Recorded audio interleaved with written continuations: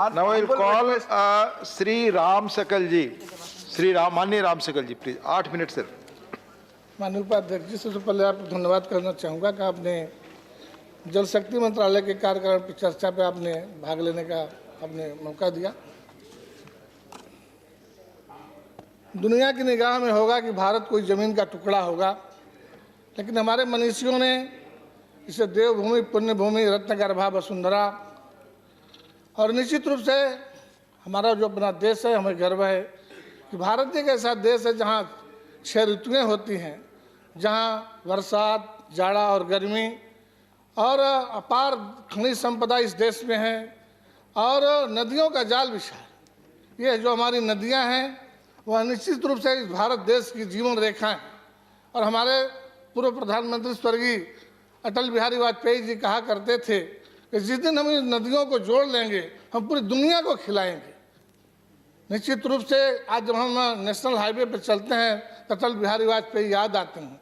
आज उन्हीं की जो योजना वास्तव में इतने वर्ष आज बीत गए, लगभग उनके गुजरने उनके कार्यकाल के, शायद इस पर पहल हुआ होता तो आज हम कहीं बहुत कुछ आगे बढ़ करके अपने देश के किसानों को खेतों तक पानी पहुँचाने में सफल होते।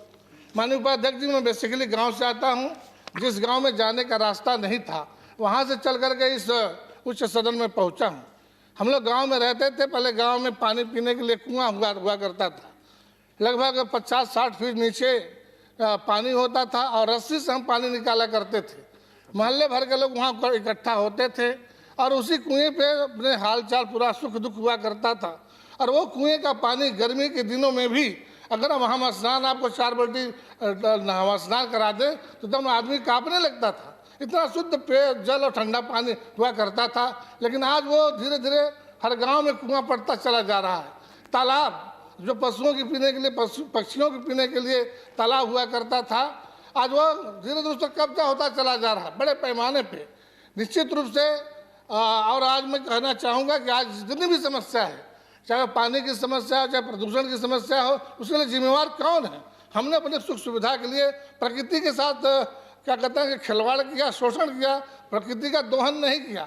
और हमने अपने सुख सुविधा के लिए नदियों को भी बांध करके बड़े बड़े पावर प्रोजेक्ट खड़ा कर दिए, जिसके चलते आज इतना सारी समस्या हम जूझ रहे हैं, झेल रहे हैं। माननीय सभापति महोदय, जल एक प्राकृतिक संसाधन है जो जीवन, आजीविका, खाद्य सुरक्षा और सतत विकास के लिए मूलभूत संसाधन है। यह संसाधन भी इसलिए भारत जैसे विकासशील अर्थव्यवस्था के लिए, जहाँ जनसंख्या, शहरीकरण और औद्योगिकीकरण की वृद्धि के कारण जल संसाधन की मांग तेजी से बढ़ी है, इसी का संरक्षण और प्रबंधन अधिक महत्व का विषय है।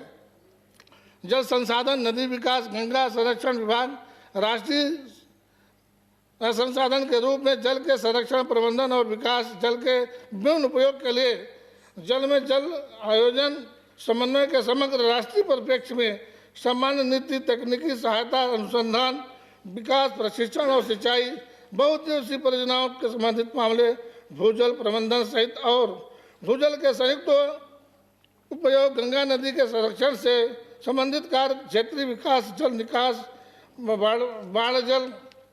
और अटल जी कहा करते थे कि हाँ, ये जो हम बाढ़ से एक प्रकार से बर्बादी होती है, जिस दिन हम नदियों को जोड़ देंगे, ये सूखा का जो मार खाते हैं वो उससे भी बच जाएंगे और पूरा एक प्रकार से सिंचाई का हम पूरे देश को उपलब्ध करा सकेंगे। प्रधानमंत्री सिंचाई योजना के माध्यम से जो हमारी सरकार ने किसानों को खेत तक पानी देने का जो प्रबंध हमारी सरकार के, उसके लिए मैं बधाई देना चाहूँगा।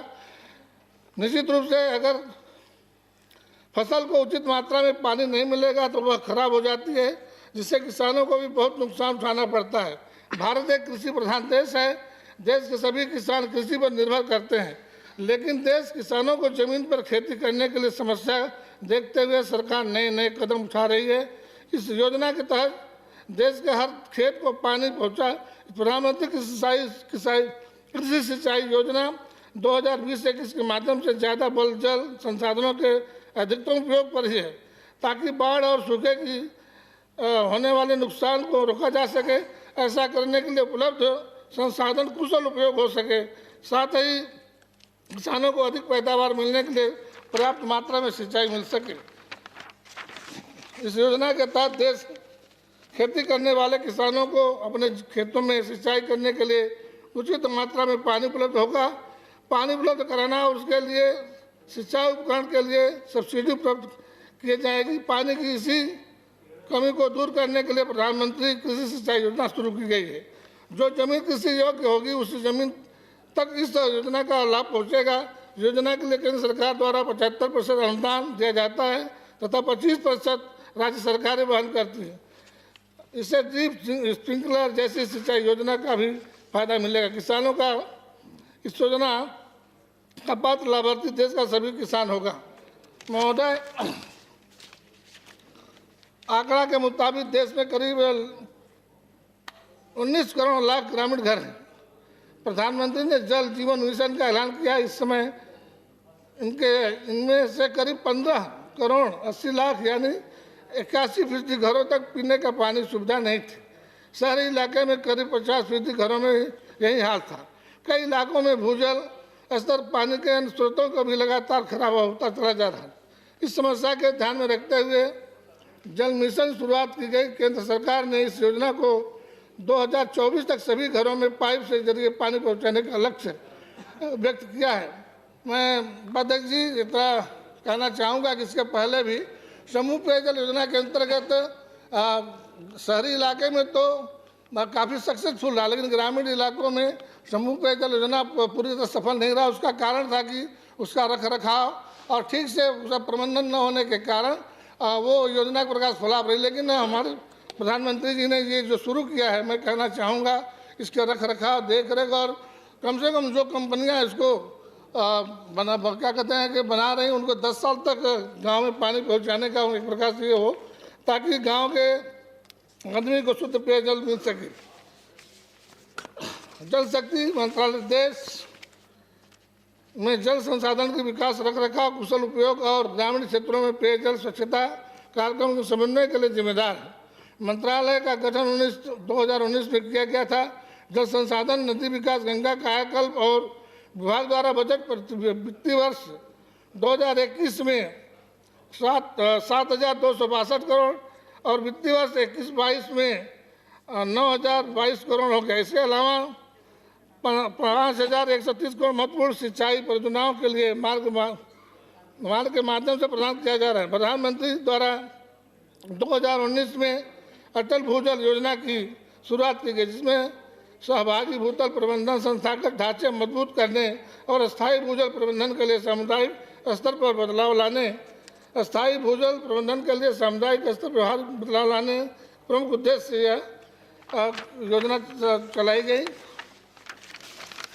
निश्चित रूप से व्यापक स्वच्छता को ध्यान में रखते माननीय राम सकल जी समाप्त करें प्लीज। वित्तीय वर्ष आपका समय पूरा हुआ, प्लीज खत्म करें। सब स्वच्छता अभियान के लिए आवंटन 9,954 करोड़ रुपए। इसके अलावा 15वें वित्तीय आयोग में वर्ष 2021-22 के लिए ग्रामीण स्थानीय निकायों को स्वच्छता के लिए 1,03,470 करोड़ रुपए का अनुदान दिया गया है।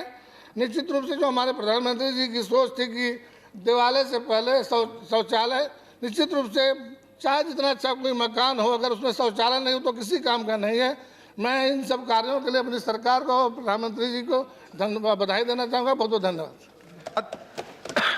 माननीय डॉक्टर DP वत्स जी।